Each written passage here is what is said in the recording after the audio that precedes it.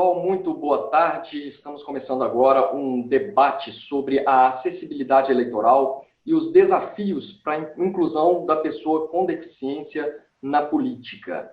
É uma iniciativa do TRE de Minas, da Escola Judiciária do TRE de Minas, e hoje temos convidados muito ilustres e muito importantes para tratar desse assunto. Eu tenho aqui comigo a Brisa Marques. Como vai, Brisa? Tudo bem? Tudo, e você? Tudo ótimo. Tenho também a Águida Neri. Como vai, Águida? Tudo bem? Tudo bem, Joia? Você? Joia. Boa tarde. E meu amigo Joelson Dias. Como vai, Joelson? Tudo bem? Olá, Diogo. Uma satisfação enorme estar aqui com todos vocês. Muito obrigado. Vou apresentar os nossos debatedores de hoje. A Águida Gino Colu Neri Ferreira é servidora do TRE de Minas desde 2002. Atualmente atua como chefe da seção de projetos do TRE e membro da Comissão de Acessibilidade e Inclusão. Ela é graduada em Arquitetura e Urbanismo pela UFMG, pós-graduada em Direito Administrativo pela Escola de Governo da Fundação João Pinheiro. A Brisa Marques é performer, jornalista, escritora e compositora. Ela tem 2 livros de poesia, Entre as Veias de Fato, que foi lançado em 2009, e Corpo Concreto, lançado em 2018. Tem músicas gravadas por parceiros de diversas partes do mundo. Em 2006, atuou na performance Mulher Carne, de Laura Lima, e Na Sonoridade Amarela, dirigida por Rita Guzmão. Concebeu e atuou nas performances Preparação para o Fim do Mundo, em 2012, realizada no Sesc Palladium, e Banda, desculpa, Brisa, como é que fala o nome dessa? Tem uma banda escrito no meio do número 1 e do número 3. Como é que pronuncia isso? Umbanda 3. Umbanda 3, muito legal, no Sesc JK em BH. Concebeu e apresentou os programas Cardápio Cultural, exibido pela emissora Belo Horizontina BH News, Ação Ilimitada na Rede Minas, Casa Aberta, Lusofonia, os vários sons da língua portuguesa, Disco de Pelúcia e Estúdio Vivo, exibidos pela Rádio Inconfidência, da qual foi também diretora artística. E Joelson Dias tem um currículo vastíssimo, extenso aqui. Eu vou tentar dar uma abreviada, porque senão pegaríamos o tempo todo da nossa gravação só para falar o currículo do Joelson. Ele é advogado, ex-ministro substituto do TSE, é mestre em Direito pela Universidade de Harvard, presidente da Comissão Nacional dos Direitos da Pessoa com Deficiência do Conselho Federal da OAB, também representou o Conselho Federal da OAB no Comitê Nacional de Educação em Direitos Humanos, no Comitê Nacional de Prevenção e Combate à Tortura e no Conselho Nacional dos Direitos da Pessoa com Deficiência, órgãos vinculados à Secretaria de Direitos Humanos da Presidência da República. Foi procurador da Fazenda Nacional e servidor concursado do TSE e da Câmara Legislativa no Distrito Federal. Foi assistente da promotoria no Tribunal Penal Internacional para a ex-Iugoslávia em Haia, na Holanda, em 1997, e atuou como consultor na Missão Civil Internacional das Organizações das Nações Unidas e da OEA no Haiti, em 93 e 94. E é membro fundador da ABRADEP, Academia Brasileira de Direito Eleitoral e Político. Então, pelo currículo dos nossos convidados, vocês já perceberam que teremos um debate de altíssimo nível.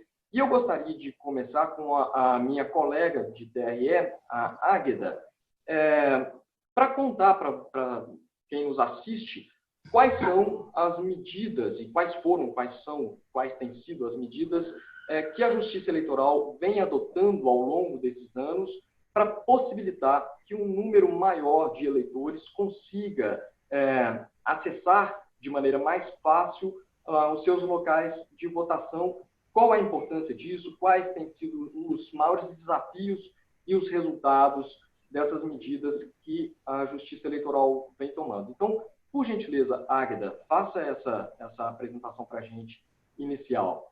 A palavra é toda sua. Obrigada, Diogo. Boa tarde a todos, né? Boa tarde à Brisa, ao Joelson. Boa tarde. Eu acho que a gente poderia dizer como que isso surgiu na Justiça Eleitoral, né? Então, o Programa de Acessibilidade da Justiça Eleitoral, ele surgiu no final de 2012, com uma resolução do TSE, E logo depois, em 2016, todo esse foco nessa questão da inclusão também foi reforçada pela resolução do CNJ 230, em 2016. Desde então, a Justiça Eleitoral ela tem buscado ampliar, né, a participação das pessoas com deficiência no processo eleitoral. E assim, um dos maiores desafios que nós encontramos e ainda temos pela frente é a questão dos locais de votação, né? A Justiça Eleitoral, ela utiliza prédios públicos, a maioria das vezes, mas também de particulares, para realizar as eleições, né? E o que a gente encontrou assim que o programa foi instaurado, né, e que aos poucos a gente tem trabalhado nisso, foi uma realidade muito longe do que deveria ser, né, locais sem nenhuma condição de acesso, né. Então, inicialmente, nós buscamos estabelecer parceria com o poder público, nos vários municípios, e também com o Estado, né? De forma que o tribunal fez um trabalho de levantamento das condições de acessibilidade de todos os locais que são utilizados, são mais de 9.000 locais de votação no Estado. Nós fizemos um levantamento, isso foi compilado num sistema, e nós procuramos o poder público, através das zonas eleitorais, né, para firmar parcerias, no sentido de dar um mínimo de condição para aquele local pudesse ter ali instaladas as sessões com acessibilidade, né? Além disso, embora o foco inicial tenha sido voltado muito para a deficiência física, né, que a princípio é aquela que mais aparece, né, digamos assim, ao longo desse tempo a gente tem se dedicado também aos outros tipos de deficiência, né? Então, as deficiências visuais, auditivas, as intelectuais, mais recentemente, desde da Lei Brasileira de Inclusão, né? Então, ao longo do tempo, nós estamos tomando medidas para que esse acesso seja facilitado cada vez mais. A gente sabe que não é um caminho muito fácil, não é? Porque depende também da mobilização da sociedade. No Brasil, a cultura da inclusão ela é relativamente recente. A gente ainda depende de um caminho de sensibilização, de conscientização, né? Mas a gente está vendo resultado aos poucos, né? Então, desde que a Comissão de Acessibilidade do TRE começou a implantar esse programa na instituição e sensibilizar os cartórios eleitorais para isso, a gente teve um aumento no índice de locais de votação que conta com essa condição mínima, né?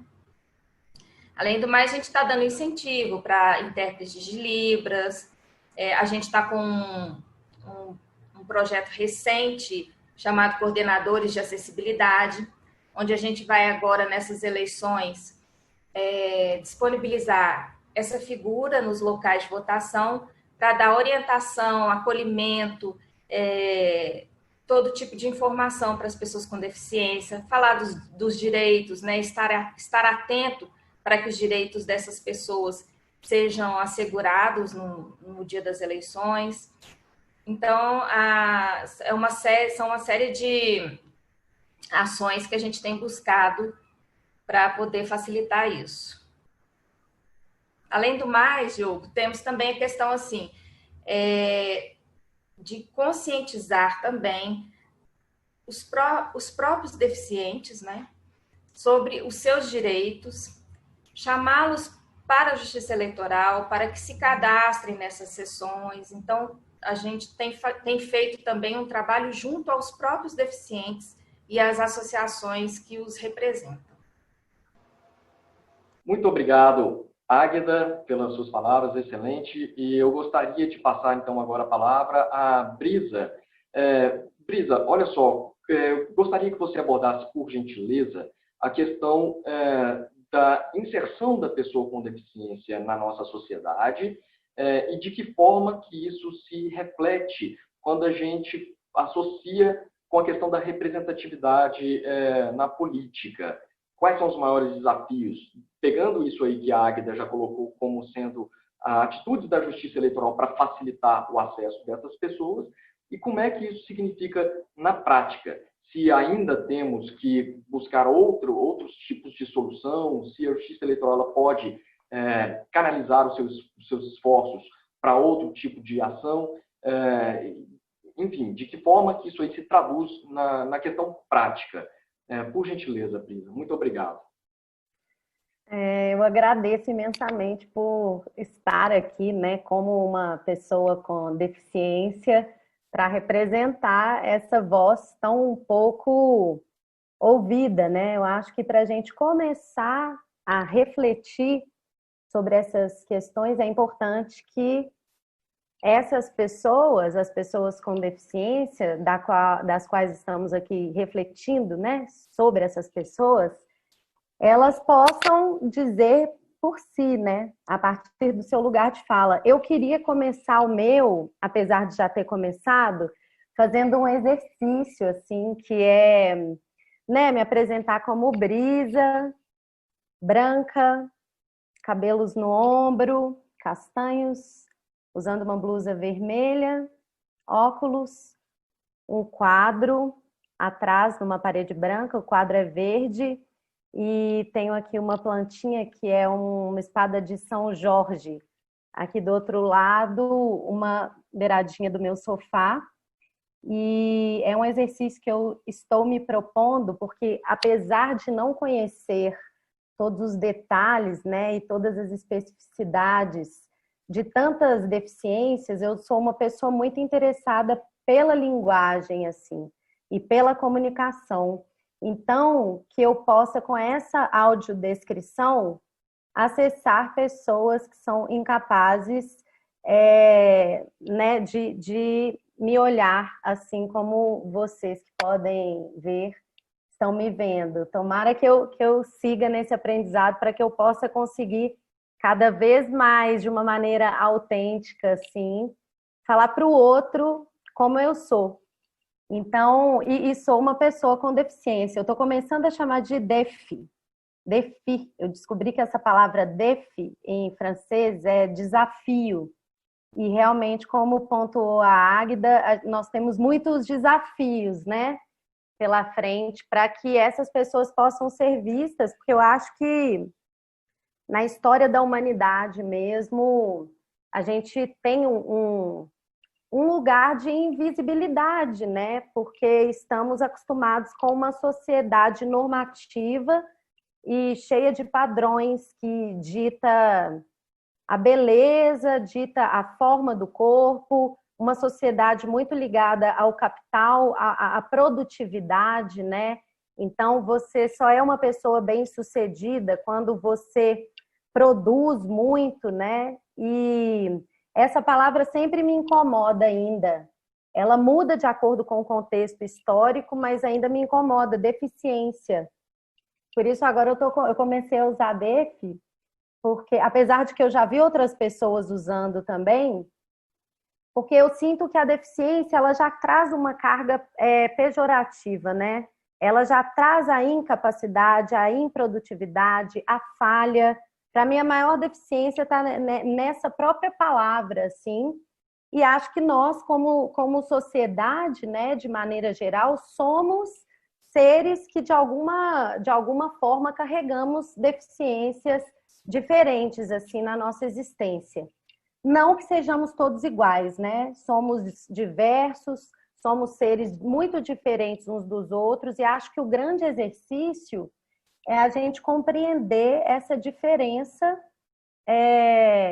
a partir mesmo de quando a gente se coloca. Então, quando me coloco como deficiente, como uma pessoa que tem uma lesão medular, e começo a falar para vocês que eu não sinto, não tenho sensibilidade nos pés, eu perdi a força muscular na parte posterior da perna, por causa de uma lesão na coluna, uma queda, vocês começam a se aproximar mais dessa condição, né?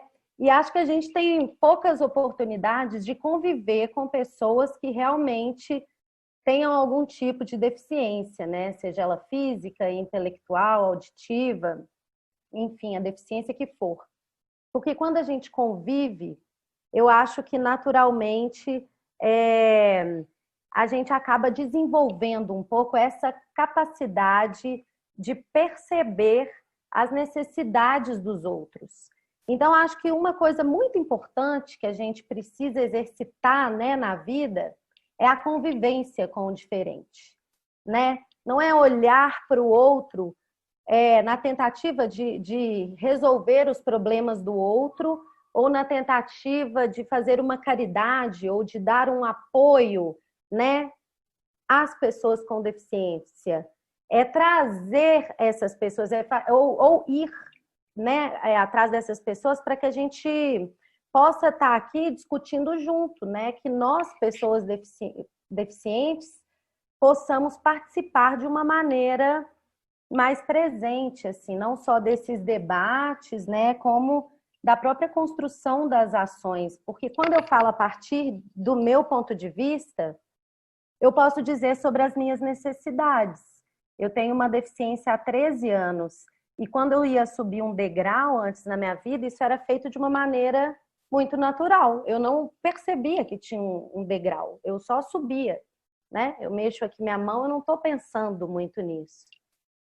E a partir do momento que eu adquiro uma deficiência, o desafio de subir um degrau me faz olhar para as outras pessoas que possam ter essa dificuldade. E acho que falar sobre acessibilidade e inclusão é pensar na sustentabilidade do corpo social, porque nós envelhecemos, todos nós. E todos nós podemos ser acometidos por uma deficiência, como eu fui. Então, tornar os espaços universais faz com que a gente evolua como sociedade de maneira geral, porque nós todos estamos aqui para tentar usar esse espaço de uma maneira diversa e plural. Então, a introdução desse assunto é porque eu acho que as pessoas com deficiência, elas ainda têm dificuldades de estar nesses espaços. Acho que a internet, a tecnologia é sim uma facilitadora, né? Estamos vivendo um tempo de isolamento, muitas vezes isso é difícil para quem está vivendo, quem nunca passou por isso, mas quando eu me olho como uma pessoa com deficiência e penso nas outras pessoas que têm essa dificuldade de se locomover, há quanto tempo nós estamos isolados, né? Essa realidade do distanciamento, do isolamento social, é uma realidade totalmente presente de pessoas com deficiência, na maior parte dessas pessoas, porque elas têm dificuldade não só de chegar no lugar aonde elas vão votar e que elas vão encontrar o degrau, às vezes a escada, às vezes não vai ter a tradução em braille, não vai ter nem um acolhimento assim a partir da reciprocidade comportamental do outro, né? Isso também é uma barreira.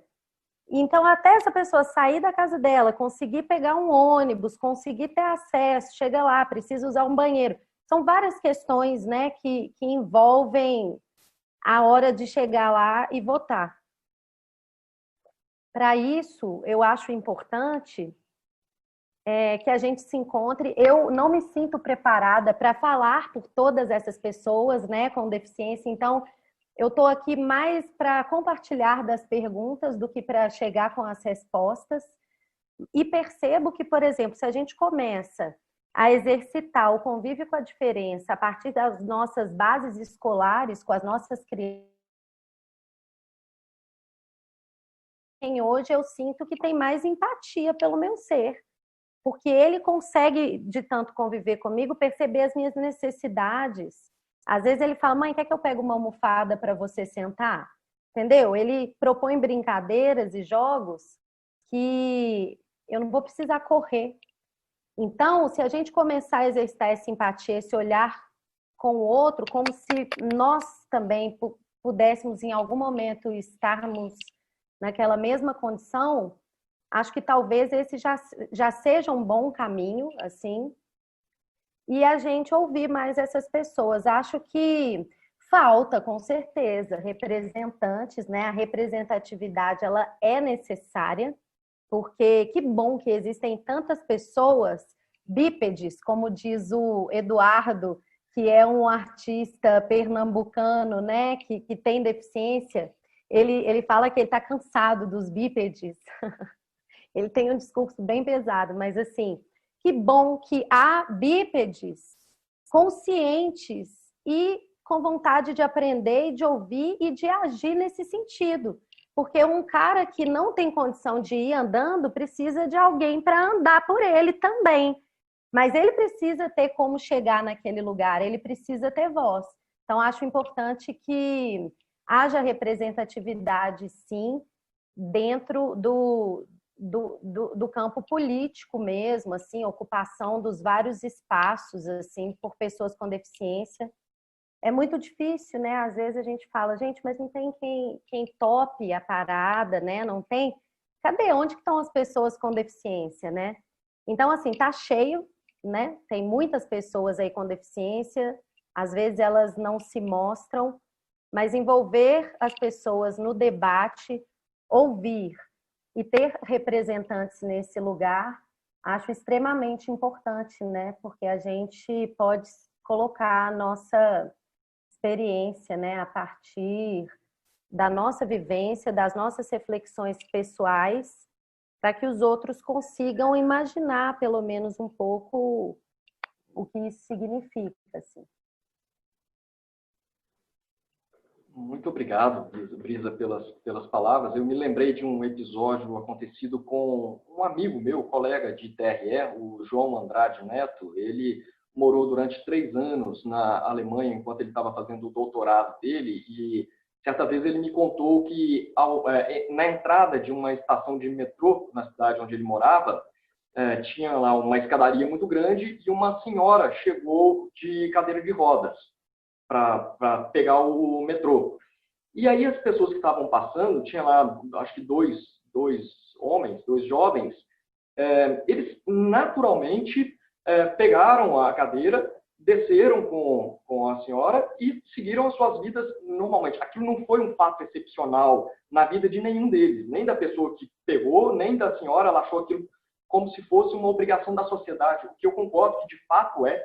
Então, se a gente tiver uma consciência de que estamos convivendo em sociedade, que nessa sociedade há pessoas diferentes, com necessidades diferentes, e se a gente tem que ter um olhar para o outro num sentido de coletividade, é dever, sim, isso tem que ser introjetado como algo natural, que as pessoas que consigam se locomover sem qualquer tipo de problema e necessidade ajudem as outras pessoas sem que estejam fazendo mais do que a sua obrigação. Então, eu concordo com ele, né, e acho que foi um bom exemplo. Quem dera se aqui no Brasil a gente tivesse essa cultura de umas pessoas olhando pelas outras, se sensibilizando, cuidando das outras como algo sendo natural e não sendo excepcional. Aquilo não mudou o dia de ninguém, né? É sempre bom, quando eu participo desses eventos de acessibilidade, que eu aprendo coisas novas, né? Então, já é uma pauta que me é cara também, embora eu não tenha nenhum tipo de deficiência dessas tradicionais. Eu tenho outros tipos de deficiência que eu acho que todas as pessoas têm, mas não de locomoção, não deficiência física, né? Mas é bom aprender. Então, hoje aprendi agora mais uma, que é bom a gente fazer a audiodescrição do que está acontecendo aqui, para que as pessoas que não enxerguem, possam compreender do que se trata. Então, vou fazer a minha meia-culpa, vou fazer a audiodescrição do meu cenário aqui. Eu estou na minha casa, nesse momento de isolamento social, como não poderia deixar de ser. Na minha sala, eu tenho ao fundo uma estante cheia de livros e plantinhas que eu gosto muito, né? A árvore da fortuna, da felicidade, fortuna é a mesma coisa, uma jiboia, livros. Eu tenho na minha parede aqui violões e guitarras, que eu gosto muito de tocar, né? Tem um piano também digital, que eu estou aprendendo a tocar agora. Sou homem branco, cabelo castanho, curto, e uso uma camisa xadrez em amarelo e azul sobre uma camiseta vermelha. Muito bom, obrigado. Eu aprendi essa agora, né? Então, para quem também não consegue enxergar... falar que você usa óculos. Eu uso óculos, sim.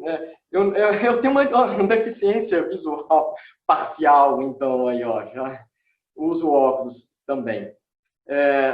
Numa dessas ocasiões de participar de eventos de acessibilidade, aliás, não era um evento sobre acessibilidade, mas eu tive condições de aprender também com o meu amigo Joelson, e desde então eu venho adotando esse procedimento todas as vezes que eu vou ministrar alguma palestra num local público com plateia, de iniciar a fala falando fora do microfone, para que aquelas pessoas que não conseguem nos ver, elas consigam se localizar.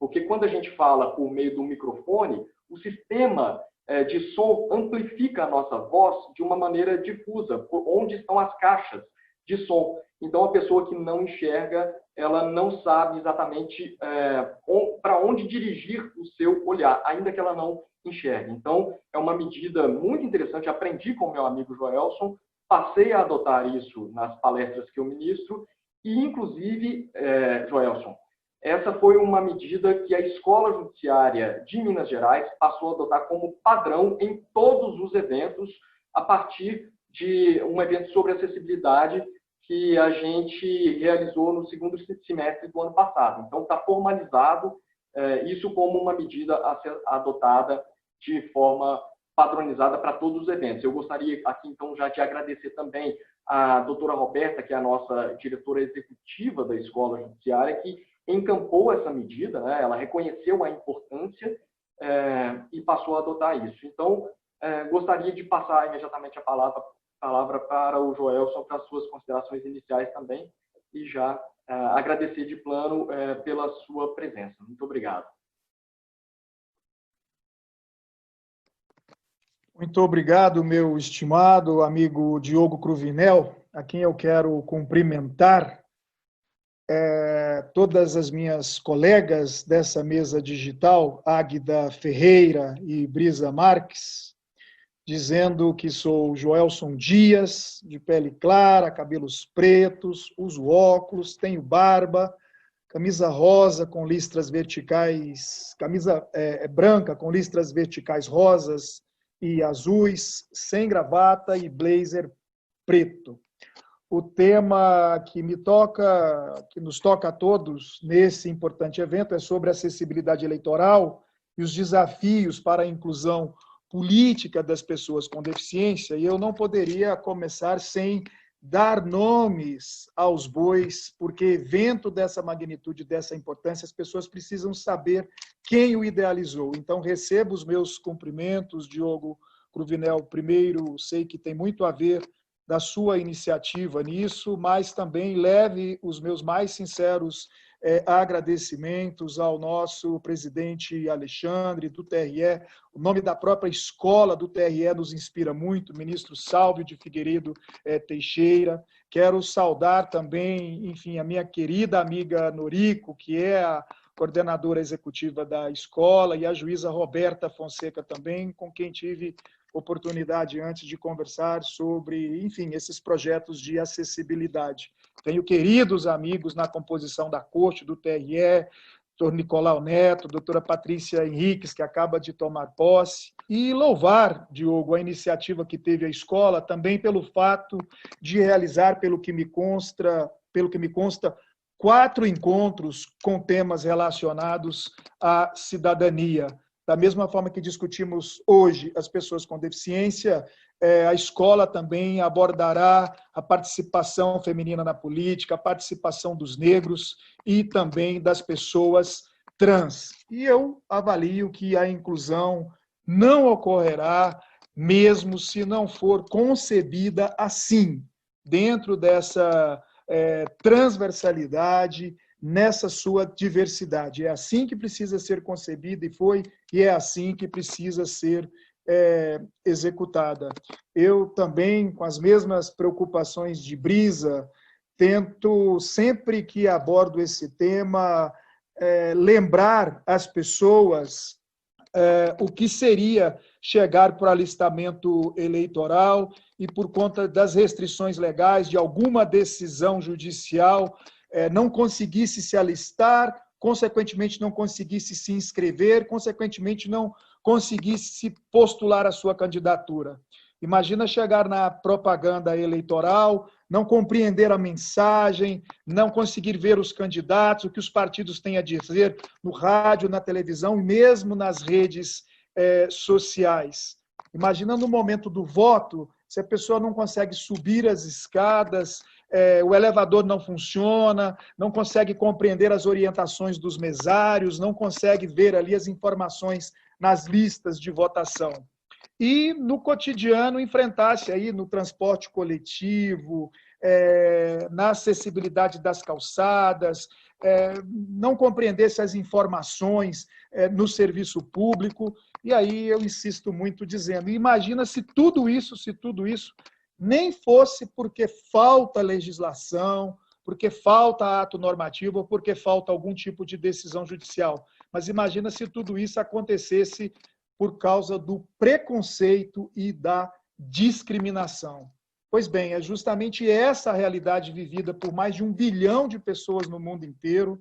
Só no Brasil, 24% da nossa população, ou seja, 46 milhões de pessoas apresentam algum tipo de impedimento de longo prazo, de natureza física, mental, intelectual ou sensorial. E, segundo os dados da nossa própria Justiça Eleitoral, nas eleições de 2018, dos nossos 148 milhões de eleitores, 941 mil pessoas apresentavam algum tipo de impedimento.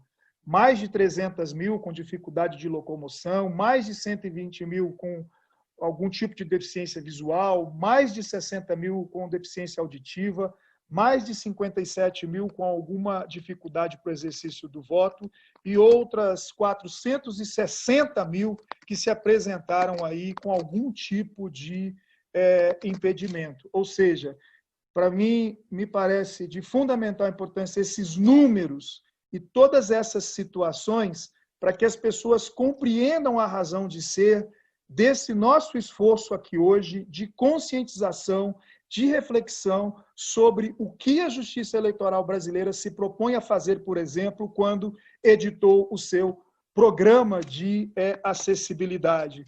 Nós temos que lembrar que é nesse contexto, com esses números, que se faz absolutamente necessária a amortização de uma dívida com a dignidade humana e a histórica exclusão política e social que nós temos para com todas essas pessoas. É por isso que nós estamos aqui na busca de garantir inclusão, de garantir acessibilidade, inclusive político-eleitoral, buscando eliminar os obstáculos, adotar as políticas públicas necessárias para a efetivação dos direitos destas pessoas. Nós precisamos compreender que tem uma clara conexão entre a expressão da vontade política, a participação política das pessoas com deficiência e todos os seus direitos, demais direitos fundamentais. Afinal, a participação política consiste justamente nisso, no direito de cada cidadão participar na condução dos assuntos públicos, votar e ser votado, ter acesso aos serviços públicos, acesso aos cargos públicos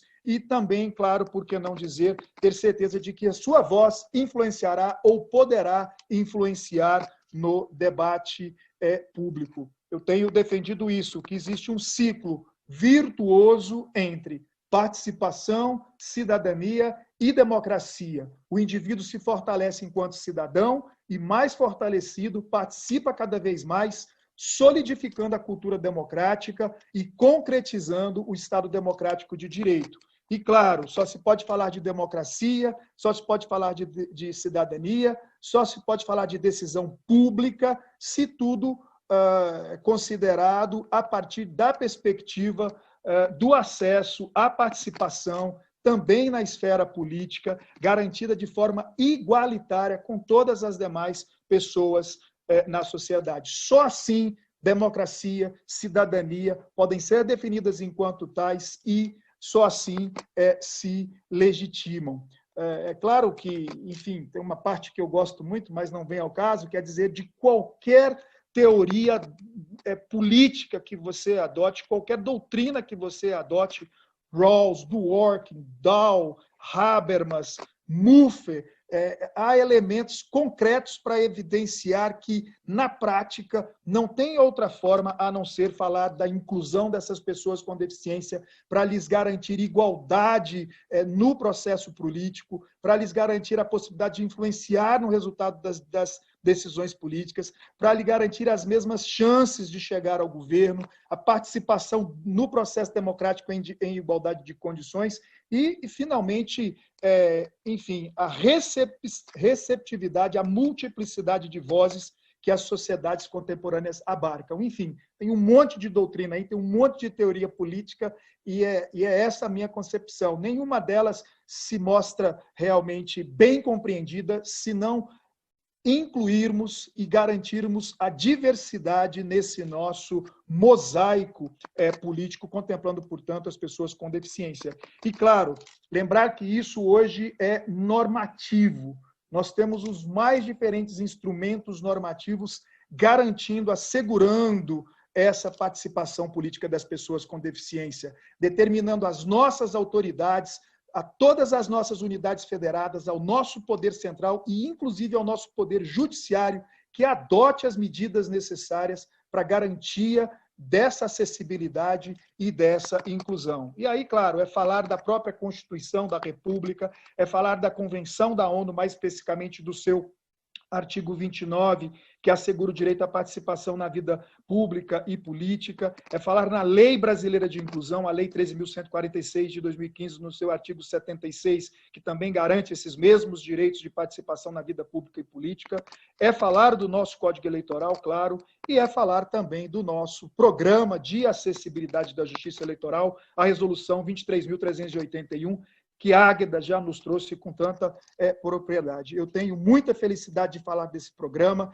Eu estive na ONU, eu acompanhei muito de perto todo o processo de adoção da Convenção da ONU sobre os Direitos da Pessoa com Deficiência. Era ainda ministro substituto do TSE, quando propus ao ministro Lewandowski, então presidente, a sua diretora-geral, Patrícia, a proposta foi acolhida de se criar um grupo de trabalho, se criar uma comissão para já se antecipar, saber de que maneira a justiça eleitoral brasileira poderia efetivar o que está na Convenção da ONU. E aí foi com muita satisfação que eu recebi um dia a notícia, já não era mais ministro, de que aquele grupo de trabalho redigira um texto que depois foi votado pelo plenário do TSE e se transformou no que temos hoje, o Programa de Acessibilidade da Justiça Eleitoral Brasileira.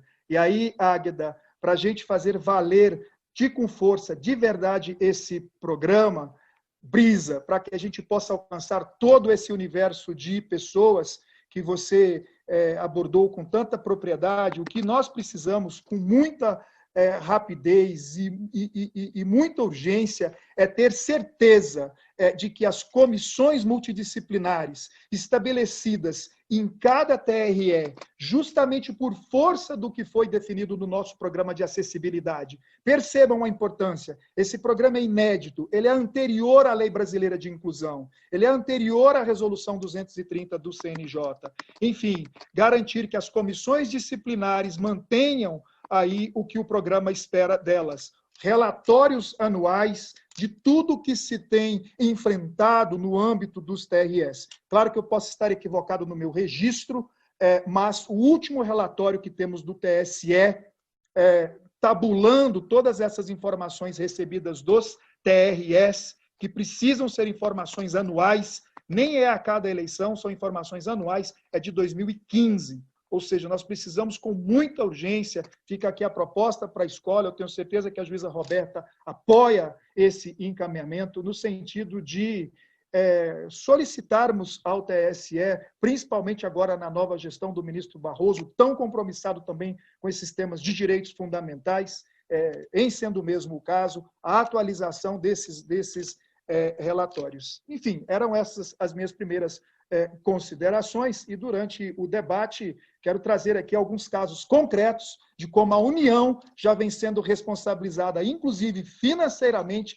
pagando indenizações por não garantir aos eleitores com deficiência a sua efetiva participação nas eleições, e como partidos e candidatos têm se visto obrigados já, por decisões da nossa justiça eleitoral, a garantir a acessibilidade, os recursos de acessibilidade na sua propaganda eleitoral no rádio e na televisão, e eu espero que a partir desse ano também na internet, nas redes sociais. Por ora, muito obrigado, muito honrado em participar desse importante debate acompanhado de tão competentes e experientes profissionais como Águeda e Brisa.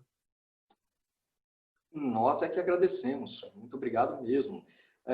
Bom, feitas essas colocações iniciais por cada um dos debatedores, então vamos passar à segunda etapa da nossa conversa aqui, que ela é um momento mais livre de interação, já que o Joelson mencionou a questão desse programa que a gente está fazendo hoje aqui, esse evento sobre acessibilidade, ele faz parte de um projeto maior que tem 4 edições, essa é a terceira, né? Então, as 2 primeiras já estão disponíveis para quem quiser assistir nesse mesmo canal do YouTube, tem uma pastinha lá com esses vídeos que fala da questão da inclusão, da participação feminina na política e, principalmente, qual foi o impacto da pandemia da Covid na participação das mulheres na política.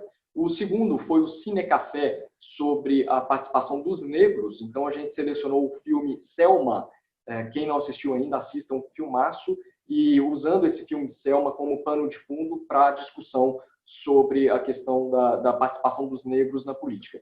Esse, então, da acessibilidade, é o terceiro vídeo dessa série de 4, e o próximo vídeo, daqui a um mês, vai ser sobre a participação das pessoas trans na política. Então, eu queria soltar aqui uma pergunta para todos vocês debatedores aí falarem sobre isso. Uma vez que o Joelson mencionou que não se trata de falta de instrumentos normativos, a gente tem leis, a gente tem na Constituição, a gente tem instrumentos internacionais, inclusive, e temos resolução do TSE para disciplinar essa questão, essa normatividade, a determinação para que os órgãos públicos tomem atitudes para favorecer a inclusão das pessoas com deficiência. O que falta na prática, então, já que temos instrumentos normativos? Os partidos políticos, como mencionado pelo Joelson, eles, de fato, dão abertura para que pessoas com deficiência pleiteiem uma vaga como candidatos, ou uma candidatura que seja factível, que seja viável para que elas sejam eleitas?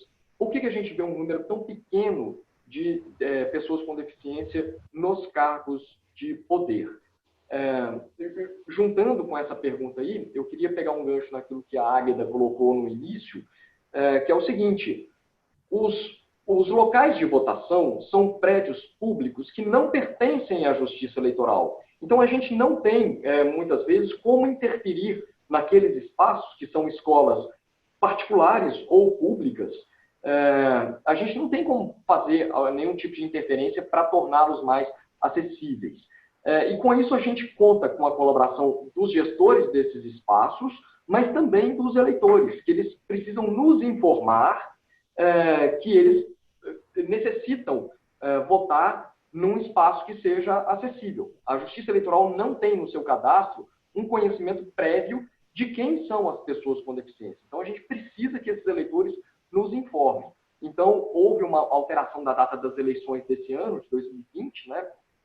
Passou para 15 de novembro. Com isso, o calendário eleitoral sofreu algumas alterações também.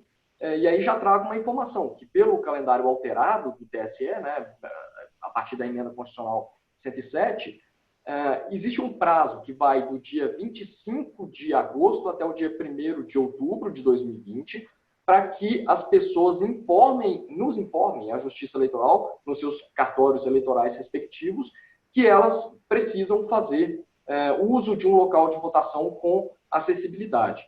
Então, infelizmente, a gente não tem todos os locais acessíveis, a gente tem que acomodar os eleitores naqueles locais que são de fácil acesso para que elas possam votar. Mas, além disso, temos tomado todas as medidas que a Águida já colocou. Então, são duas questões que eu queria que vocês debatessem, por gentileza, na ordem como preferirem, para tratar dessa questão da representação política e do acesso das pessoas aos cargos de poder e também dessa questão dos eleitores. O que falta na prática para que isso, de fato, aconteça?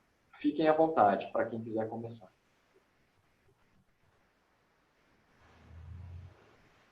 Bom, acho que vou dar a minha opinião no caso. Eu acho assim que à medida que a gente for difundindo, né, na sociedade, com as pessoas próximas a nós, né, e nos meios de trabalho, enfim, em todos os campos, de que o conceito de deficiência hoje é outro. Na verdade, ele não está como uma coisa estática naquela pessoa, não é? Ele tem mais a ver com a interseção dos obstáculos que estão no ambiente, aquilo que impede a pessoa de exercer determinado ato, não é? Então, e aí, a partir disso, a deficiência, ela passa a ser vista como se nós bastássemos buscar, então, proporcionar esses acessos, digamos assim, né, para a pessoa se incluir ali, né? Então, por exemplo, quando a gente pensa em pessoas que não têm, é raro pessoas com deficiência, né, em cargos mais importantes, né, uma superior na hierarquia, enfim. Muitas vezes a gente vê que empresas ou instituições, eles aceitam a inserção da pessoa com deficiência, mas, na verdade, não propiciam que ela possa mostrar toda a sua capacidade, né? Então, acho que o principal seria termos esse novo olhar sobre a pessoa com deficiência. Acho que o primeiro passo, né, para que a gente consiga pensar em ideias, propostas que, na verdade, passam a ser mais simples, né, para que essas pessoas sejam incluídas na sociedade.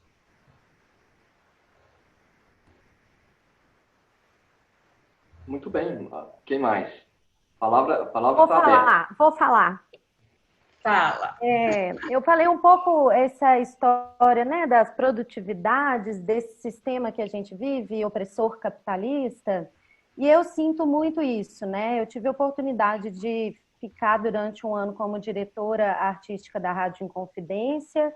Foi um momento de transição, mas um momento em que eu pude me sentir num cargo, né, dentro de uma instituição pública, um cargo de poder, né, um cargo que hierarquicamente ali dentro daquela instituição eu me sentia como, inclusive, uma representante não só daqueles funcionários e daquela instituição, mas da sociedade, né, como um todo, fazendo essa interlocução direta com o governo. E aí eu acho muito complicado, essa é uma questão que é mais humana, a questão humana da gente como indivíduo, sabe? Mais até do que as normas e das leis, que elas são extremamente importantes. É importante que a gente evolua nesse sentido. Mas num país, em 2020, que não respeita a própria Constituição, eu acho que a gente precisa encontrar formas alternativas, né, de ter essa relação social. Por mais que a gente conviva com as instituições e com os moldes oficiais de regulação assim, do Estado, né? Não estou propondo uma anarquia, mas, inclusive, eu sou a favor da convivência harmônica e pacífica e amorosa e afetiva entre os seres. Eu sou uma pessoa que acredita na utopia de Eduardo Galeano, então eu vou continuar me movimentando, né? Por mais isolada que eu esteja, eu acredito que a Terra é redonda e está em movimento, então, assim, somos seres naturalmente em movimento, assim, por mais que não tenhamos uma perna, por mais que não consigamos enxergar, porque, né, a gente vê ali no Chile, os manifestantes ali, um monte adquiriu a deficiência, foi ali no meio da rua, com bomba nos olhos, né, um monte de gente ficando sem conseguir enxergar. Então, eu fico pensando que muitas vezes é difícil a gente achar arestas dentro de uma sociedade tão normativa, uma sociedade cheia de leis. Se você pega o estatuto, né, da pessoa com deficiência, é maravilhoso. Né, se a gente conseguisse garantir os direitos básicos das pessoas com deficiência, eu pontuei meu lugar na rádio porque nós, todas as pessoas, todos que estão aqui com ou sem deficiência, temos os nossos ritmos, temos a nossa forma de produzir. Agora a gente está no momento que a gente está vivendo o home office. E a gente tem que continuar trabalhando. Por que a gente sempre foi obrigada a trabalhar 8, 10, 12 horas por dia dentro de uma instituição que você é obrigado a passar cartão 5 minutos antes, 5 minutos depois? Muitas vezes você tem que ficar ali fingindo que você está produzindo. Eu não estou falando que isso é uma regra geral, mas acontece, porque é mais importante você estar ali dentro e passar o seu cartão do que você efetivamente transformar o mundo, dar conta das demandas e ser um ser responsável. Então, eu não sou contra as leis, eu acho que as leis são importantíssimas para que a gente garanta os nossos direitos. É assim que a gente, eu acho, expandir a consciência e o convívio social, né? Então, acho isso super importante, mas como essas leis também podem garantir os direitos básicos de vida, de saúde, de mobilidade das pessoas com deficiência. O BPC, né, Benefício de Prestação Continuada. É muito difícil conseguir isso. Você tem que provar que você vive numa situação de miséria. A gente precisa ter direito básico de saúde. Se a pessoa passa sonda para fazer xixi, ela ganha 4 sondas do Estado por mês. A pessoa vai ter infecção urinária, mas é evidente que ela vai ter. Porque 4 sondas por mês, tipo assim, você pode passar uma sonda para fazer cada xixi, se você quiser ter mais cuidado. Então, nós temos o Sara Kubitschek, que é um hospital público, que é uma referência no tratamento, por exemplo, de pessoas com lesão medular. É claro, é uma referência, é o único, né? A bengala que eu uso, que é da Mercur, que é agora uma nova parceria com o Sara, que distribui da Mercur, que a ponteira não tá boa, e eu falei com a Mercur, que eu já caí várias vezes. Existe alguma coisa ali de que a gente tem que reduzir gastos e que temos que ser mais produtivos e que temos que usar essa bengala que nem sempre garante qualidade de vida, né? Ela não é necessariamente porque aquilo ali vai ser melhor para a saúde de quem usa. Quem tem acesso, né, a essa rede pública de saúde, ao Sara Kubitschek, que realmente é uma referência. Será que eu sou tão utópica que eu acredito na renda básica universal? A gente precisaria ter alguma forma de se sustentar, entendeu? Como sociedade, inclusive as pessoas com deficiência. Porque inclusive é uma palavra que, na minha opinião, não deveria nem existir, né? Incluir. Mas é óbvio, não podemos negar os movimentos e precisamos lutar por eles, precisamos nos posicionar. Eu como artista, não queria da minha deficiência numa música que eu componho, num poema que eu faço. Mas eu tenho tido cada vez mais a consciência de que é importante que eu traga, sim, essas questões, inclusive para a minha arte, para que a gente possa discuti-las em qualquer circunstância que seja. Né? Porque eu também não posso me posicionar só como uma pessoa que é deficiente, que consegue estar em todos os lugares, na rua, nos eventos, no carnaval. Nossa, a Brisa é muito forte, ela é ótima. Olha, ela é um exemplo de pessoa com deficiência que corre atrás e vai. Não, gente. Há muitas dificuldades, muitas fragilidades, muitas necessidades que não são colocadas na mesa, que não são visíveis. Então, assim, acho que o principal mesmo é a gente trazer o assunto, né, para a superfície, cuidarmos uns dos outros, garantir através das leis e normas direitos básicos, benefícios básicos, né, tratamentos básicos, equipamentos, tecnologia básica. A gente precisa viver num país que valorize bolsas, pesquisas científicas. Como que a gente pode viver num país que veta pesquisa científica, que veta educação, como acreditar nas leis, né? E fazer das leis possíveis num país onde a gente, ao invés de ganhar mais direitos, nós estamos perdendo os nossos direitos. Né? A gente vê aí na aposentadoria para pessoa com deficiência, diminuiu o valor, aumentou o tempo. Então, assim, acho tudo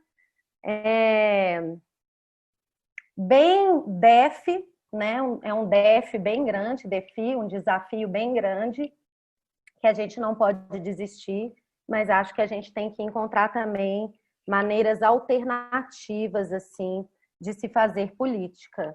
E que tem a ver com o que a Águida falou, que eu acho que é partindo do indivíduo e começando a transformar o entorno, né?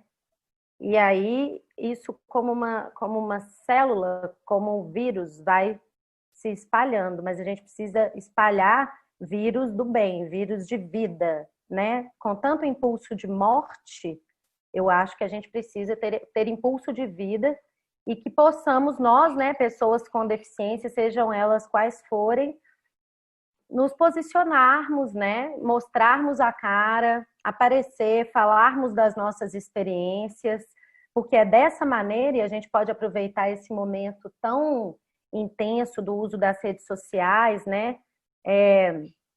Hoje a gente vive numa sociedade que elege governantes através das redes sociais, das fake news. Então, usar esses canais, né, que nós temos para se movimentar, para mover o imóvel, para sentir o insensível. Eu acho que é a partir dessas conexões, né, principalmente através desse momento que a gente está vivendo no contexto virtual, que a gente pode mudar alguma coisa e se fazer presente, né, mesmo com toda a dificuldade, assim, e os enfrentamentos que a gente tem que fazer para existir, né, para existir. Excelente, nossa, muito obrigado. Eu queria fazer alguns acréscimos. Claro, eu estou querendo saber daquele exemplo que você prometeu, né, da condenação aí por não garantir esses direitos de acessibilidade. Queria, antes disso, louvar a sua pergunta, porque ela nos permite dizer que é só a Justiça Eleitoral continuar fazendo um pouquinho mais do mesmo. Poucas instituições no mundo administram eleições como a Justiça Eleitoral brasileira administra, para um país de dimensões continentais como o nosso, referência para todo o mundo. Claro que nós temos as nossas deficiências, as nossas dificuldades, os nossos desafios, tem muito ainda para ser aprimorado, esse nosso debate é um exemplo disso, mas nós não podemos negar também todo o acúmulo ao longo, enfim, de todo esse tempo em que a Justiça Eleitoral administra essas eleições, como faz bem feito e como a gente hoje já serve de referência para o mundo todo. Então, também no que diz respeito à diversidade, à inclusão e à acessibilidade eleitoral, a primeira coisa que precisamos é um pouquinho disso que Brisa não disse com essas palavras, mas já o disse muito bem. O movimento das pessoas com deficiência tem um lema internacional: nada sobre nós sem nós. E o que isso quer dizer? A efetiva inclusão das pessoas com deficiência a concreta participação das pessoas com deficiência, não só na fiscalização das políticas públicas, mas desde o seu desenho, desde a sua concepção. E, claro, perpassa a própria definição do orçamento e as prioridades. E de que maneira a Justiça Eleitoral pode colaborar, pode contribuir? Por isso eu dizia, fazendo o que já faz com muita propriedade, celebrando os convênios, que inclusive é o que está no próprio programa de acessibilidade da Justiça Eleitoral, essa é a expectativa, com os conselhos de direitos humanos, com os conselhos dos direitos das pessoas com deficiência nos municípios, nos estados, o Conselho Nacional dos Direitos da Pessoa com Deficiência, convênios com as entidades representativas das próprias pessoas com deficiência, justamente para, como eu dizia, desde a concepção de qualquer política de inclusão, de acessibilidade, essas pessoas com deficiência possam ser ouvidas e, a partir da sua experiência, da sua vivência, facilitar o trabalho da Justiça Eleitoral, dizendo como essa acessibilidade pode ser provida corretamente, provida da melhor forma e provida democraticamente com a própria participação dessas pessoas. A Justiça Eleitoral precisa incrementar a sua publicidade institucional para divulgar, da mesma forma como divulga sobre mulheres, sobre negros, também sobre os direitos das pessoas com deficiência, a sua inclusão e acessibilidade eleitoral, realizar mais audiências públicas para colher da sociedade, colher de outras instituições, colher da nossa academia e, principalmente, das próprias pessoas com deficiência, essas diretrizes, essa orientação para o seu trabalho, para a administração das eleições, também no que diz respeito à inclusão e acessibilidade eleitoral. Nisso, o papel das escolas judiciárias eleitorais é de fundamental importância. A juíza Roberta cogitava, antes dessa pandemia, realizarmos um grande encontro nacional em Brasília das escolas, justamente para discutirmos a inclusão e a acessibilidade eleitoral, e hoje eu já diria a diversidade, nesse viés transversal proposto pelo TRE Minas, promovendo debates, promovendo encontros, trabalhos acadêmicos, artigos, publicações, porque a academia também é muito importante, o direito comparado também é muito importante nessa hora, de modo a facilitar o trabalho da Justiça Eleitoral e de todos os seus servidores na administração das eleições, e também por força do Programa de Acessibilidade da Justiça Eleitoral, da garantia da inclusão e da acessibilidade.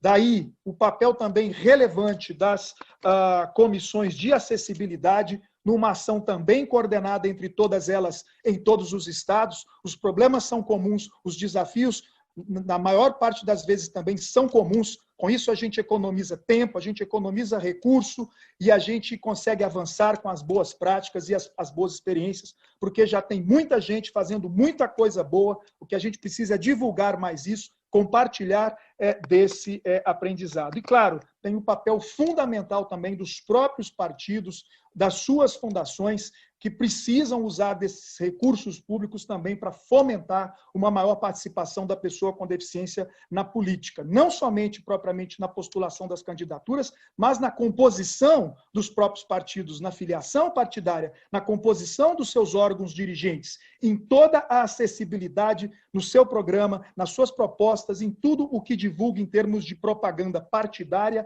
e propaganda eleitoral, inclusive na internet e nas redes sociais. Assombra pensar que temos aí esse 24% da população, 46 milhões de pessoas, mais de 1 milhão de pessoas aí com deficiência, conforme apurado pela própria Justiça Eleitoral, que em 2018 necessitou de algum tipo de apoio, algum tipo de tecnologia assistiva, algum tipo de recurso, e os partidos não tenham ainda investido nisso, pensando que serão eleições de chapa única, puro sangue, porque não teremos mais coligações nas eleições proporcionais para vereadores, vereadoras, e os partidos não tenham ainda buscado investir neste importante nicho.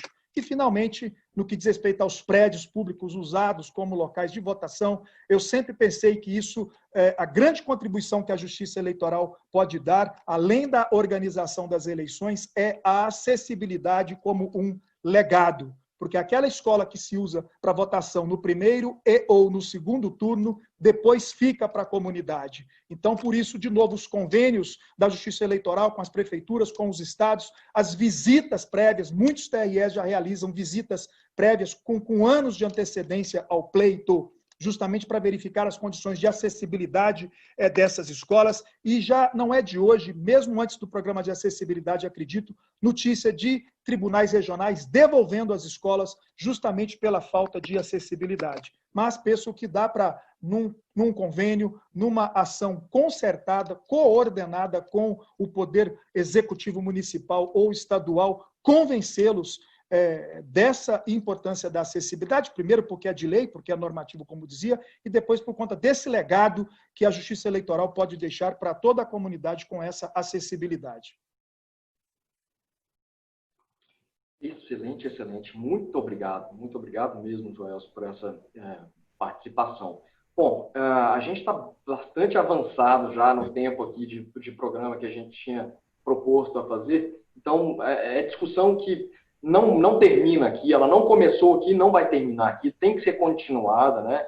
Acho bom que o TRE de Minas, aí pela diretora executiva da escola, a doutora Roberta Fonseca, mais a coordenadora Norico e a chefe da seção da CEPEC, a Marinéia também, e o presidente, o desembargador Alexandre, todos eles entendam a importância desse tema e tenham mais uma vez trazido isso para a superfície aí, né, para a tona, para que a gente possa dar continuidade e dar visibilidade para essa questão tão importante. Então, para a gente encerrar o nosso encontro de hoje aqui, claro que teremos outros, e espero contar com a participação de vocês em outros momentos também, de preferência presencialmente, né, se a gente já tiver saído dessa situação de confinamento aqui, mas eu gostaria, então, que cada um fizesse as considerações finais para esse nosso encontro de hoje.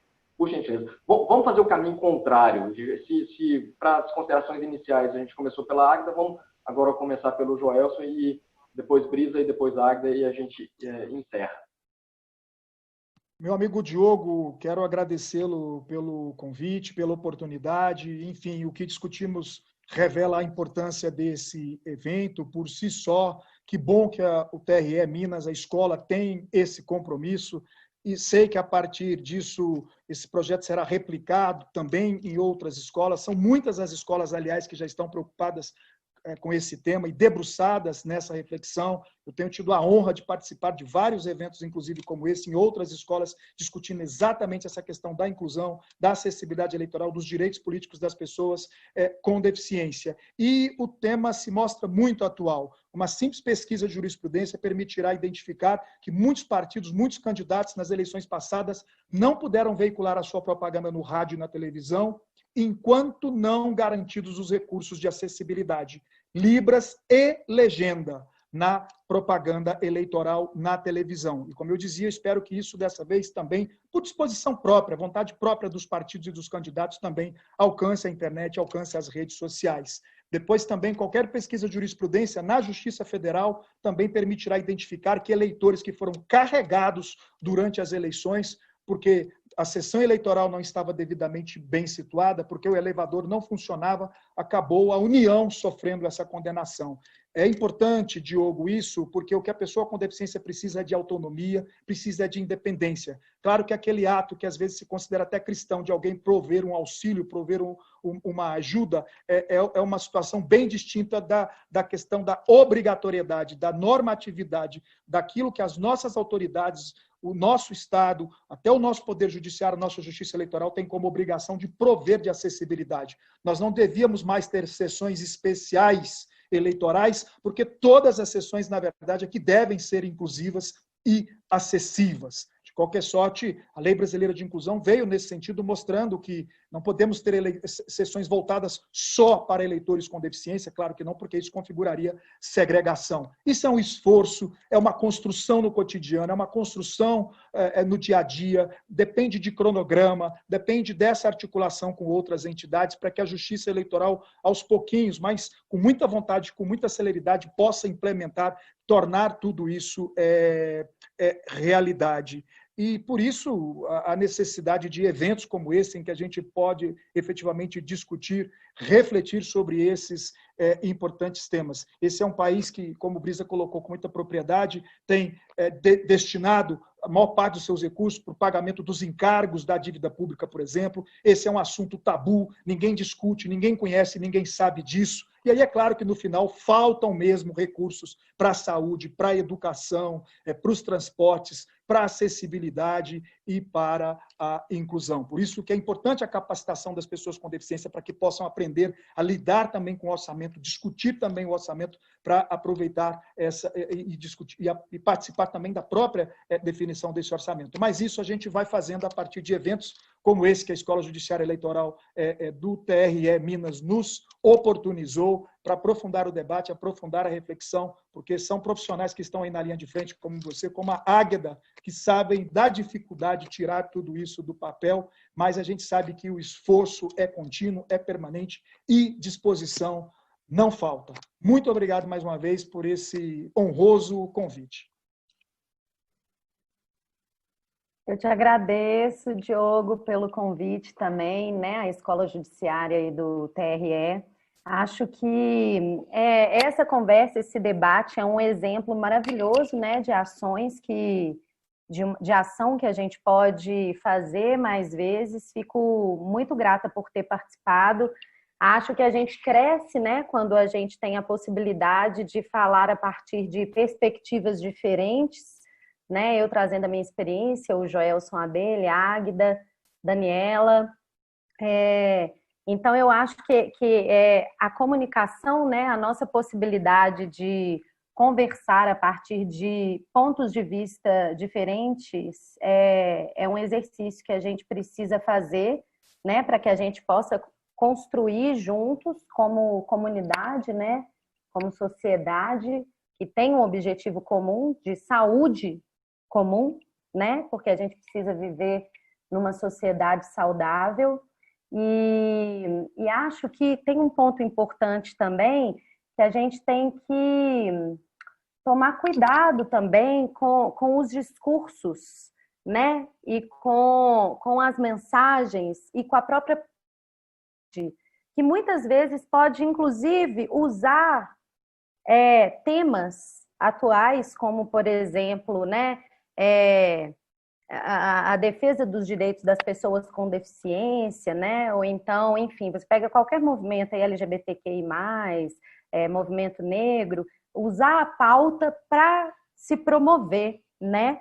Muitas vezes, quando a gente olha para uma pessoa, Daniela não tá, mas às vezes a pessoa está fazendo libras ali do lado do presidente, e aí você já um pensamento a respeito do histórico da pessoa e tal. Então, eu acho que é importante que a gente, como sociedade brasileira, né, que a gente realmente busque informações.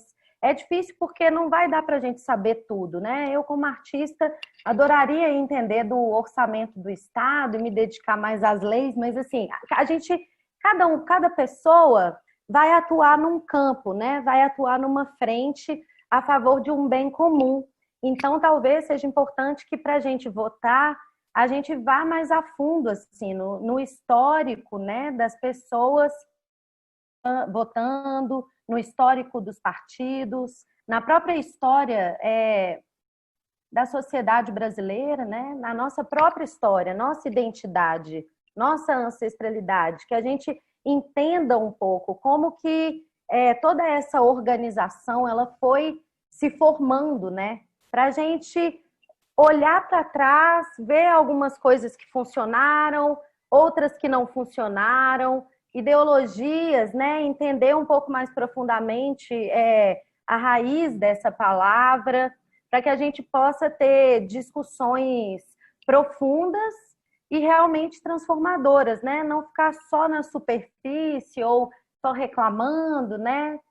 Começar essa mudança de dentro para fora a partir das nossas experiências pessoais e votando com responsabilidade, né? De alguma maneira, mesmo a gente tendo que olhar para o presente agora, o nosso futuro depende de cada um de nós.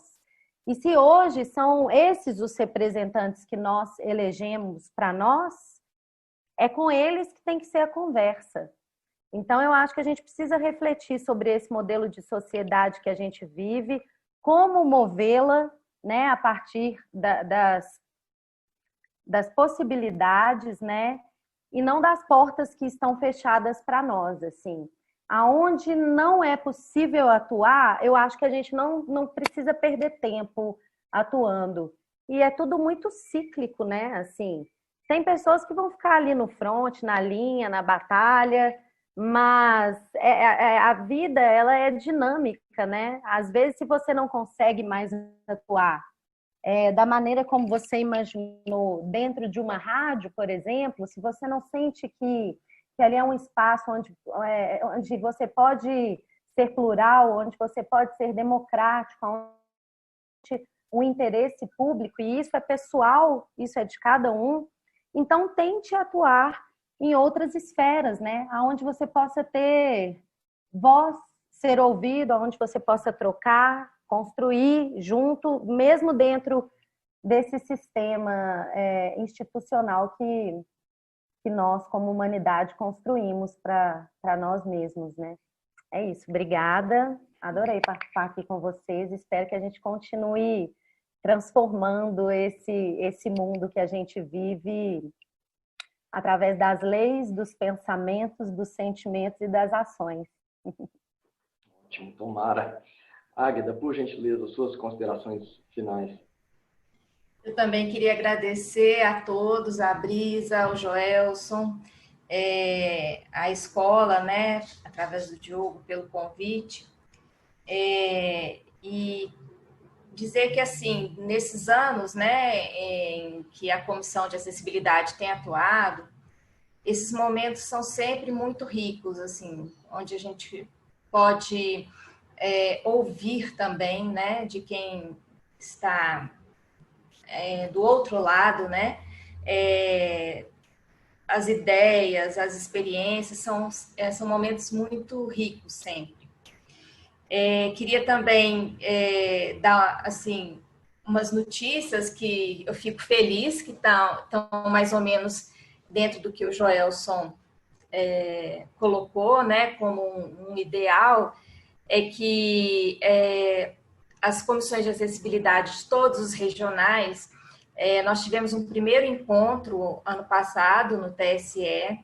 Então, isso sempre foi uma demanda que o TRE de Minas, né, a Comissão de Acessibilidade de Minas, levou ao TSE, e finalmente no ano passado a gente realizou esse encontro nacional, justamente para que a gente partilhe experiências já bem-sucedidas, né, coloque as dificuldades de cada região, né, e para que a gente estabeleça um programa mais unificado, né, em todo o Brasil. Também em relação aos termos que a gente tem firmado em parceria, né, com o poder público,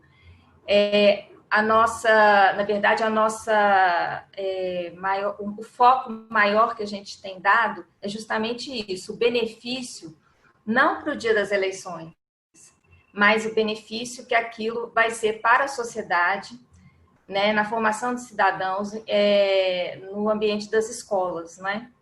Então, na verdade, o ganho para a sociedade vai muito além daquele dia da eleição, né? E queria colocar também uma questão que a Justiça Eleitoral, assim como várias outras instituições, têm buscado também, né, promover essa inclusão. Mas, no caso específico da Justiça Eleitoral, vou aproveitar aqui a oportunidade, né, e dizer que a participação do eleitor com deficiência é fundamental para as nossas ações. Então, procurem a Justiça Eleitoral, procurem o seu cartório eleitoral, nos forneçam, de fato, né, as suas necessidades. Então, é importante no momento de uma transferência de título, ou até mesmo ao fazer o título, que a pessoa se declare, olha, eu sou pessoa com deficiência, tem deficiência visual ou física, enfim, para que a Justiça Eleitoral consiga mapear melhor, né, quem são esses eleitores e estabelecer estratégias mais objetivas, né, para atendê-los. né? Então, a gente depende desse ato, né? A Justiça Eleitoral ela não pode transferir um eleitor para uma sessão com mais acessibilidade sem que ele também declare vontade para isso, né? Então, aqui eu faço esse apelo também para as pessoas com deficiência, para as associações que trabalham com esse público, né? E todos, né, que tenham convivência com pessoas com deficiência, que divulguem isso, né? Para que a gente também tenha essa reciprocidade, né, na busca dessa acessibilidade ao voto, né? E, por fim, eu queria dizer que a Comissão de Acessibilidade do TRE está aberta, está disposta ao diálogo com conselhos, associações, o próprio eleitor, né, como indivíduo. Nós temos o nosso e-mail, e no site do TRE também tem o link com todas as informações sobre o programa de acessibilidade. Então, vocês fiquem à vontade para nos procurar, porque ouvindo de fato a pessoa com deficiência, né, é que a gente vai conseguir ser mais coerente aí nas nossas ações. Então, nós estamos abertos sempre a esse diálogo. E queria agradecer muito pela Brisa, pelo Joelson, pela fala, né? E pela essa oportunidade também. Ótimo, muito obrigado, Águida. Então, gostaria de agradecer cada um de vocês.